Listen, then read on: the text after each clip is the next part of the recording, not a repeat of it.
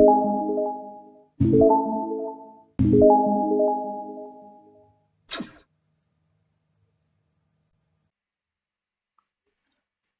are on the management of diabetic ketoacidosis, and I'm assuming you're here because either you painstakingly watched part one and part two, or you're already familiar with DKA and its investigations and diagnosis, and you're just trying to brush up on the management. Either way, this video is going to explore the management of DKA with particular emphasis on fluids and the electrolytes. It's going to rely heavily on the concepts that we laid out in part one and part two. So if you just happen to stumble upon this video, feel free to go through the playlist and watch the earlier videos if necessary.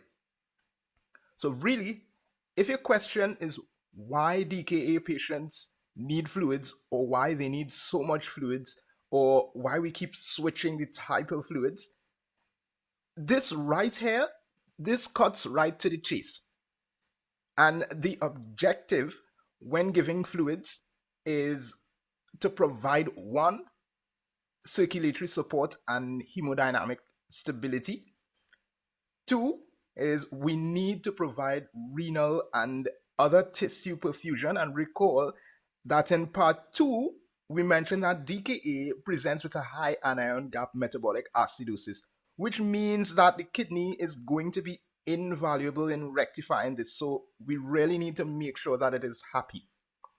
And three, fluids help us to correct electrolyte disturbances like hyperkalemia, but more so the sodium derangements. And four, we also get an improvement in the metabolic parameters by giving fluids, because this dilutes the hyperglycemia. It dilutes the concentration of ketones, and by expanding the plasma volume, it starts to reverse the effects of dehydration in the patient. And five, we have fluids. It's given to provide maintenance for patients who generally have no appetite or is experiencing nausea or vomit or even have altered mental status. So the long story short here really is that they have decreased oral intake. And then lastly, we could give fluids in the form of dextrose to try to prevent hypoglycemia. And so these are the aims and objectives of fluid therapy. So let's get into how we achieve these objectives. And the first thing that you want to know is what type of fluids to give the patient. And how we determine that is by assessing first the patient's fluid status. And we're going to do this both clinically and via some lab investigations. So you know the drill. History and exam. History to rule out any cardiac or renal disease, and then exam to assess dehydration status. And as well, if any signs of cerebral edema is already present, because we know that cerebral edema means the patient is likely to be hyponatremic, or they can have a hypoosmolar plasma. You want to look at the labs, and it's great if you have all of these here initially, but you may not. So a reliable and a well-calibrated ABG, this should provide all that you need to at least start administering the correct fluid. And from the labs, you could calculate the plasma osmolarity and calculate the corrected sodium. And if the patient is hyponatremic, normal saline should do the trick. If there's evidence of cerebral edema, then you need to go get a hypertonic saline 3%. If they are hypernatremic, you could use your half saline or 0.45% of sodium chloride. The real take-home message here is that we need to assess for hypo or hypernatremia in order to select the appropriate fluid type. And if you're in doubt, then you a good starting point is always normal saline. How exactly are we going to give this fluid? Well, this is where we are. We just spoke about selecting fluid type. And we also have some type of a potassium value, well, be it from your ABG or at least until you get the official potassium report. But it really is important that we know the potassium as soon as possible. You never want to play catch up in DKA. So the fluid administration is such that we give a bolus over the first 30 minutes. Then over the next hour, we give some more fluids. And over the next 2 hours, more fluids. And then every 4 hours, more fluids. I hope you're seeing a pattern with fluids with regards to time.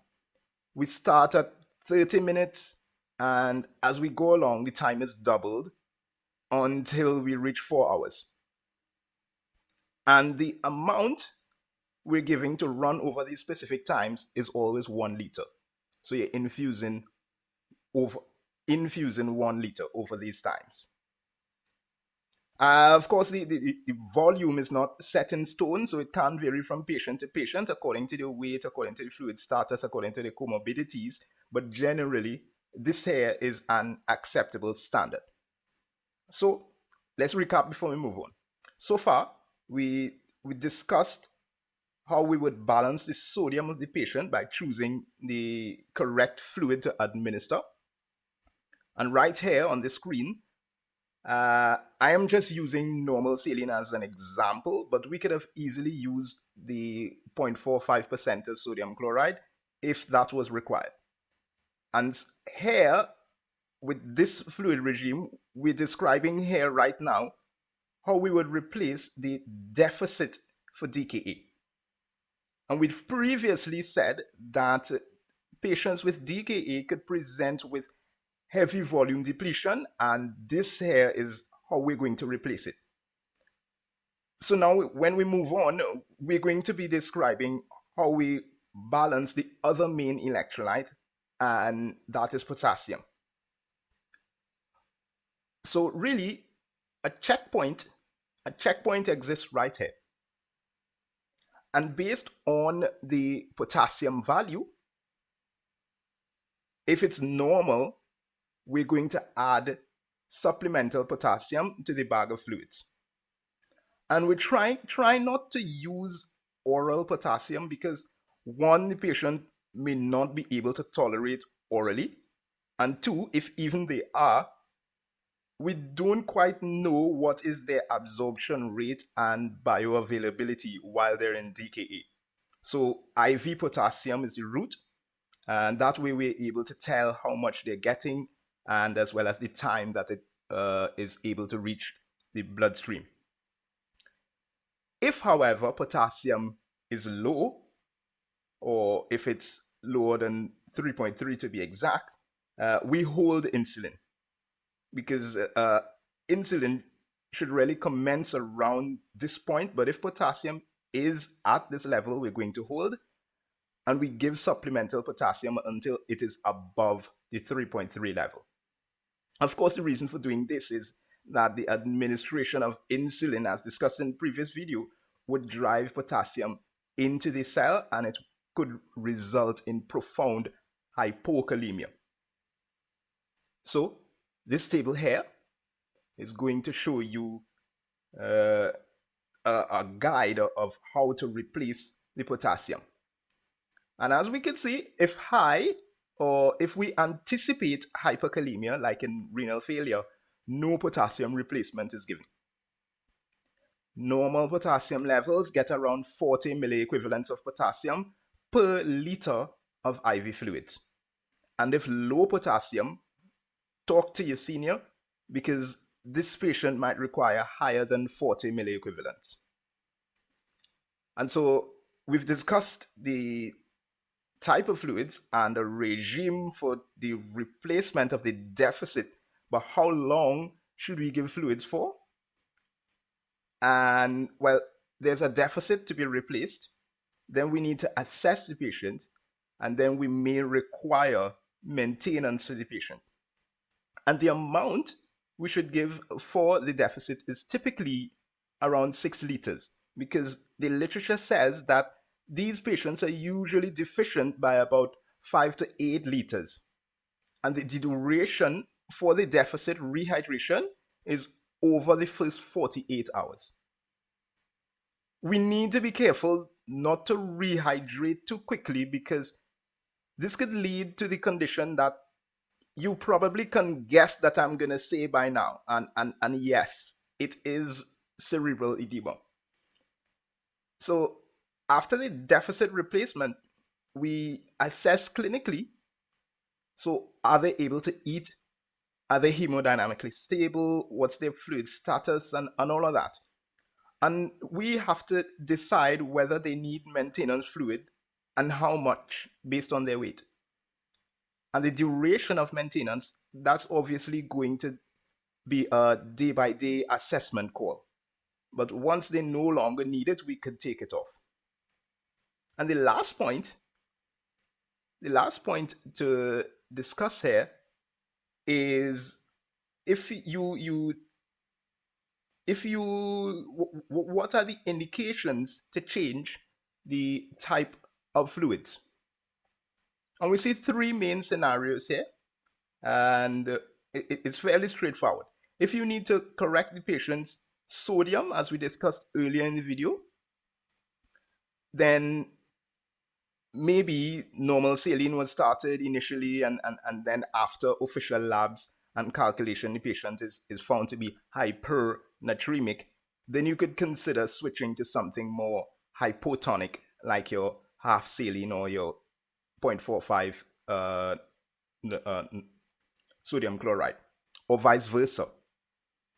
And a patient with cerebral edema, well, they would require hypertonic fluid, so that would obviously require a change in the type of fluids that you're giving. And then probably the most typical fluid change is when glucose falls below that 250 milligram per deciliter level. And for that, we know we keep the normal saline or half saline, whichever was appropriately running for the patient at the time, and we add dextrose 5% to try to prevent hypoglycemia. And we need to be careful to make sure that even though we are adding dextrose 5% to the regime, we need to be careful that the total volume of fluid should remain the same. All right, and here we've come finally to the end of the video, where we discuss fluid and electrolyte management in DKA. And you could feel free to comment if you've spotted any errors throughout the videos at all, and you could let me know what you think, because next up would be the management with insulin.